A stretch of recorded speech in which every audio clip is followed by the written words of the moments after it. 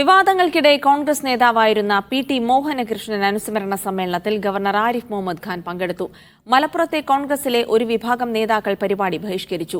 പൊന്നാനിയിലെത്തിയ ഗവർണറെ എസ്എഫ്ഐ പ്രവർത്തകർ കരിങ്കൊടി കാട്ടി. സംഘപരിവാർ ബന്ധമുള്ള ഗവർണർ ആരിഫ് മുഹമ്മദ് ഖാനെ പി.ടി. മോഹനകൃഷ്ണൻ അനുസ്മരണ പരിപാടിക്ക് ക്ഷണിച്ചതിനെതിരെ വലിയ തർക്കമാണ് കോൺഗ്രസിൽ നിലനിൽക്കുന്നത്.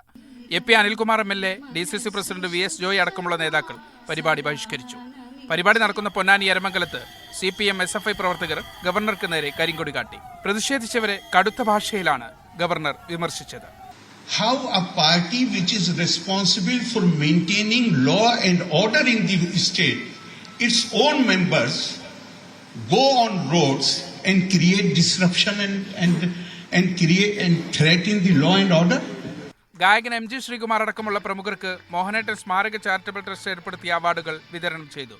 കോൺഗ്രസ് നേതാക്കളായ രമേശ് ചെന്നിത്തല, VM സുധീരൻ, ലീഗ് നേതാവും സ്ഥലം MP-യുമായ E.T. മുഹമ്മദ് ബഷീർ അടക്കമുള്ള പ്രമുഖർ പരിപാടിയിൽ പങ്കെടുത്തു.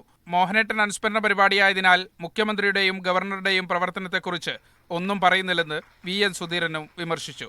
ഭരണഘടനാ പദവിയിലിരിക്കുന്ന ബഹുമാനപ്പെട്ട മുഖ്യമന്ത്രി, ബഹുമാനപ്പെട്ട ഗവർണർ, അവരൊക്കെ ചെയ്യേണ്ട കാര്യങ്ങളെക്കുറിച്ചൊക്കെ നമുക്കൊരു കാഴ്ചപ്പാടുണ്ട്.